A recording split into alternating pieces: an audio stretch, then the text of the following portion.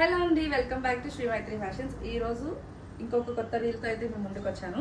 చూడండి, ఇది వచ్చి డేసీ టస్సర్ అనమాట. చాలా లైట్ వెయిట్ ఉంటుంది, చాలా యూనిక్ గా కూడా ఉంటుంది. సారీ అంతా కూడా ఇలా రుద్రాక్ష బుటాస్ వచ్చాయి.